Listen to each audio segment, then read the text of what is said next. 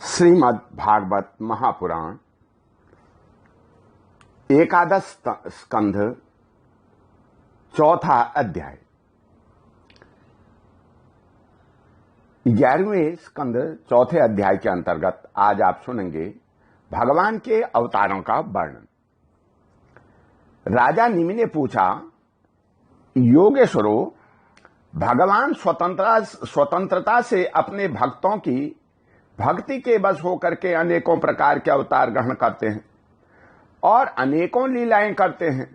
आप लोग कृपा करके भगवान की उन लीलाओं का वर्णन कीजिए जो वे अब तक कर चुके हैं, कर रहे हैं और करेंगे। अब 7वें योगेश्वर द्रुमिल जी ने कहा, हे राजन, भगवान अनंत हैं, उनके गुण भी अनंत हैं। जो यह सोचता है कि मैं उनके गुणों को गिन लूंगा वह मूर्ख है, बालक है।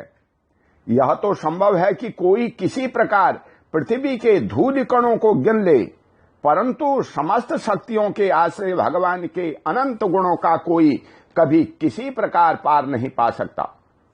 भगवान ने ही पृथ्वी, जल, अग्नि, वायु, आकाश इन 5 भूतों को अपने आप में सृष्टि की है।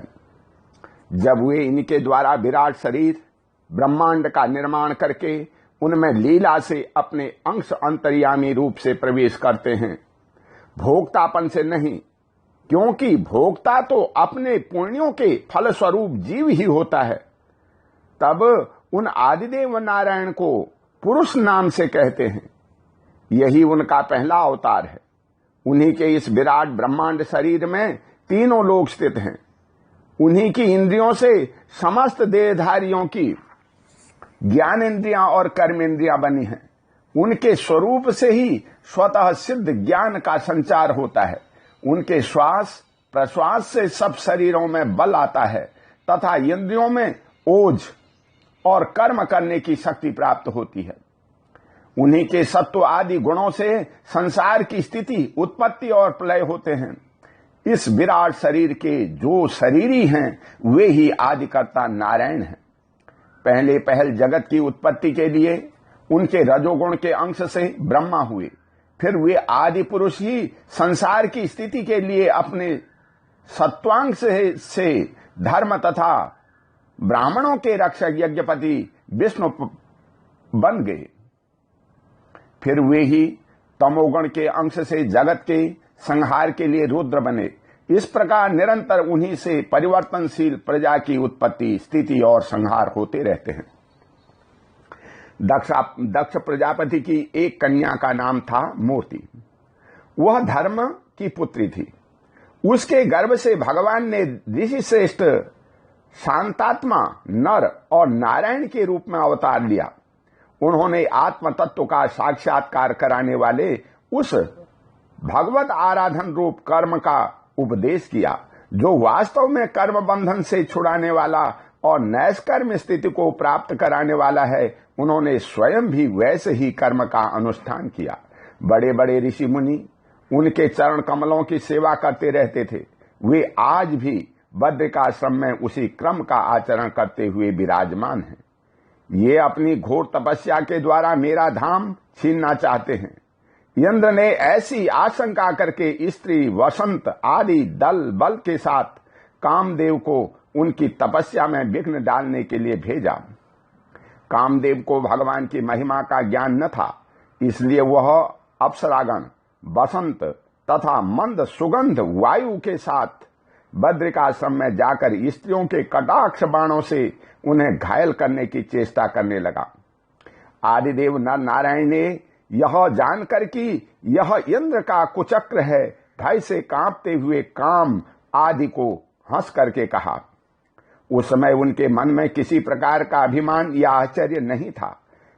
कामदेव, मलयाचल और वेदांगनाओं, तुम लोग डरो मत, हमारा आतिथ्य स्वीकार करो, अभी यही ठहरो।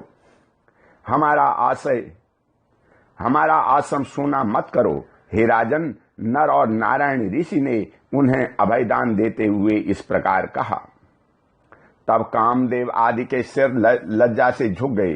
उन्होंने दयालु भगवान नर नारायण से कहा, हे प्रभु, आपके लिए यह कोई आश्चर्य की बात नहीं है, क्योंकि आप माया से परे और निर्विकार हैं। बड़े बड़े आत्माराम और धीर पुरुष निरंतर आपके चरणों में प्रणाम करते रहते हैं। आपके भक्त आपकी भक्ति के प्रभाव से देवताओं की राजधानी अमरावती का उल्लंघन करके आपके परम पद को प्राप्त होते हैं।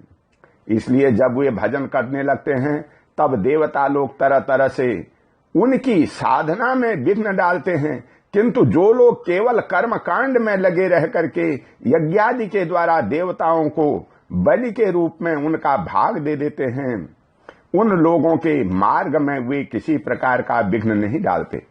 परंतु प्रभु, आपके भक्तजन उनके द्वारा उपस्थित की हुई विघ्न बाधाओं से गिरते नहीं, बल्कि आपके कर कमलों की छत्र छाया में रहते हुए वे विघ्नों के सिर पर पैर रख करके आगे बढ़ जाते हैं, अपने लक्ष्य से च्युत नहीं होते। बहुत से लोग तो ऐसे होते हैं जो भूख, प्यास, गर्मी, सर्दी एवं आंधी पानी के कष्टों को तथा रसेंद्रिय और जननेन्द्रिय के वेगों को, जो अपार समुद्र के समान हैं, सह लेते हैं, पार कर जाते हैं, परंतु फिर भी वे उस क्रोध के बस में नहीं होते जो गाय के खुर से बने गड्ढे के समान है और जिससे कोई लाभ नहीं है।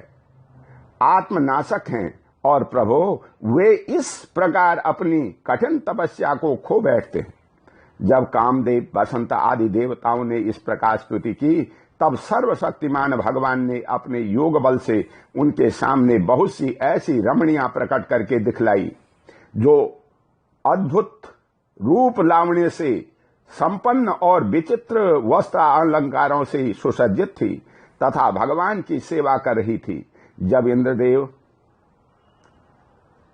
इंद्र के अनुचरों ने उन लक्ष्मी जी के समान रूपवती स्त्रियों को देखा, तब उनके महान सौंदर्य के सामने उनका चेहरा फीका पड़ गया। वे श्रीहीन होकर के उनके शरीर से निकलने वाली दिव्य सुगंध से मोहित हो गए। अब उनका सिर झुक गया। देवदेवेश भगवान नारायण हंसते हुए से उनसे बोले, तुम लोग इसमें से किसी एक स्त्री को जो तुम्हारे अनुरूप हो ग्रहण कर लो, वह तुम्हारे स्वर्ग लोक की शोभा बढ़ाने वाली होगी।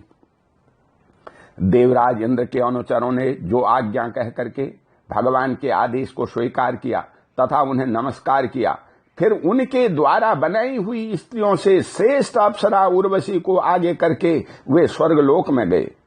वहां पहुंच करके उन्होंने इंद्र को नमस्कार किया तथा भरी सभा में देवताओं के सामने भगवान नर नारायण के बल और प्रभाव का वर्णन किया।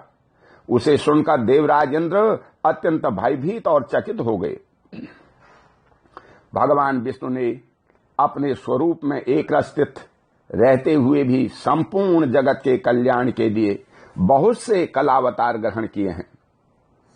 विदेहराज, हंस, दत्तादेह, सनक नंदन, सनातन, सनत कुमार और हमारे पिता ऋषभ के रूप में अवतीर्ण होकर के उन्होंने आत्म साक्षात्कार के साधनों का उपदेश किया है। उन्होंने ही हयग्रीव अवतार लेकर मधुकैटभ नामक असुरों का संहार करके उन लोगों के द्वारा चुराए हुए वेदों का उद्धार किया है। प्रलय के समय मत्स्य अवतार लेकर के उन्होंने भावी मनु, सत्यव्रत, पृथ्वी और औषधियों की, धान्यादि की रक्षा की और वरावतार ग्रहण करके पृथ्वी का रसातल से उद्धार करते हुए समय हिरण्याक्ष का संहार किया। कूर्मावतार ग्रहण करके उन्हें भगवान ने अमृत मंथन का कार्य संपन्न करने के लिए अपनी पीठ पर मंद्रांचल धारण किया और उन्हीं भगवान विष्णु ने अपने शरणागत एवं आर्त भक्त गजेंद्र को ग्राह से छुड़ाया।